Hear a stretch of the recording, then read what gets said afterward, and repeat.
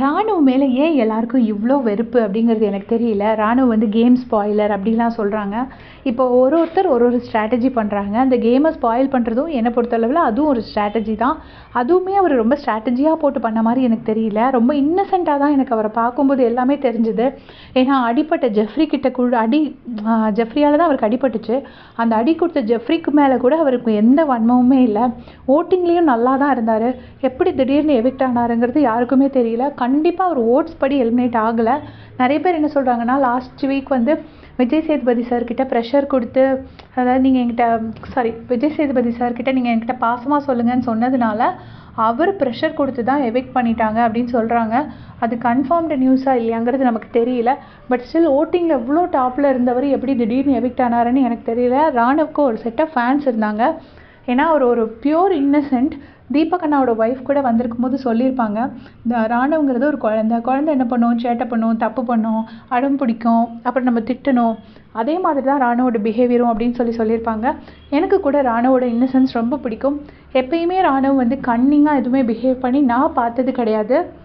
நேற்று ராணுவ எலிமினேட்டட்னு அந்த கார்டு காமிச்சோடனே ராணுவ ஃபேஸில் அப்படியே ஒரு டிசப்பாயின்மெண்ட். யாரெல்லாம் நோட்டீஸ் பண்ணிங்கன்னு தெரில, என்னால் நோட்டீஸ் பண்ண முடிஞ்சது. அதாவது அவர் கொஞ்சம் கூட இந்த எவிக்ஷன் எக்ஸ்பெக்ட் பண்ணல போல இருக்கு. ஸோ எவிக்ட் ஆகிட்டார். ஆனாலும் வந்து யார் மேலேயும் வன்மம் எதுவுமே சொல்லாமல் வெளியில் வந்து ஒருத்தருக்கும் பாசிட்டிவ் சொன்னார். முத்து, நீ தான் என்னோடய ஃபேவரட் கண்டஸ்டன்ட், நான் வெளியில் கண்டஸ்டண்ட்டாக இருக்கும்போது உன்னை நான் ரொம்ப ரசித்தேன் அப்படின்னு சொல்லியிருப்பார். அப்புறம் மஞ்சரி மேம், உங்கள் பேச்சு நான் ரொம்ப ரசிச்சிருப்பேன், உள்ள கண்டஸ்டண்ட்டாக இருந்தனால என்னால் ரசிக்க முடியல அப்படின்னு சொல்லி மஞ்சரி மேம் சொல்லியிருப்பாங்க. அப்போ மஞ்சரி ஒரு பாயிண்ட் சொல்லுவாங்க, ரொம்ப நல்ல பாயிண்ட்டு. அதாவது ராணுவ உங்ககிட்ட என்ன தப்பு இருந்தாலும் அதை எடுத்து சொல்கிற ஸ்பேஸை நீ எல்லாருக்கும் கொடுத்துருக்க அப்படின்னு சொல்லுவாங்க. அது ரொம்ப நல்ல பாயிண்ட். முத்துக்குமரன் அவர் வாழ்த்தியிருப்பார், நீ நல்ல ஹீரோவாக நானும் உங்க கூட சேர்ந்து நம்ம எல்லோரும் சேர்ந்து வளருவோம் அப்படின்னு சொல்லியிருப்பாரு.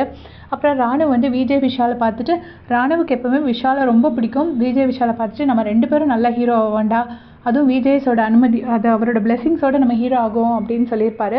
அருண் வந்து உண்மையிலே ராணுவக்கிட்ட ரொம்ப கைண்டாக பிஹேவ் பண்ணியிருப்பாரு. ஸ்டார்டிங்லேருந்தே நம்ம பார்த்துருக்கோம். எப்போயுமே தம்பி தம்பி தம்பின்னு சொல்லுவார். இந்த இடத்துலையும் உன்னை நான் ரொம்ப மிஸ் பண்ணுவேன்டா அப்படின்னு சொல்லியிருப்பாரு.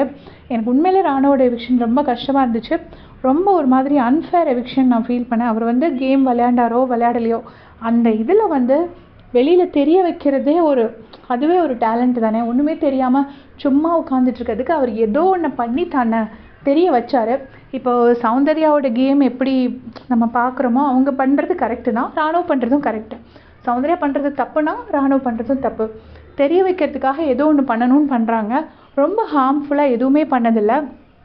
அண்டு கடைசி அவங்க எவிக்ட் ஆனாங்கன்னு சொன்னோடனே சௌந்தர்யா வந்து கிளாப் பண்ணது வந்து ரொம்ப ஒரு இன்ஹியூமேன் ஆக்டாக தான் எனக்கு தோணுச்சு. ஒருத்தர் எவிக்ட் ஆகி போகிறப்போ அந்த மாதிரி ஒரு கிளாப்ஸ் பிடிக்கலைன்னா விட்டுருக்கலாம். எவிக்ட் ஆகி போனதுக்கப்புறம் கூட அவங்க ஏதாவது உட்காந்து பேசிகிட்டு இருந்திருக்கலாம். பட் போகிறப்போ கிளாப் பண்ணுறதுங்கிறது வந்து ரொம்ப ஒரு அக்லி ஆக்டாக எனக்கு தோணுச்சு. நீங்கள் எத்தனை பேர் ராணுவ மிஸ் பண்ணுவீங்க? ராணுவ போனால் ராணுவோட ஓட்ஸ் யாருக்கு போடுவீங்க அப்படின்னு சொல்லி உங்களோட கமெண்ட்ஸில் சொல்லுங்கள். தேங்க்ஸ் ஃபார் வாட்சிங்.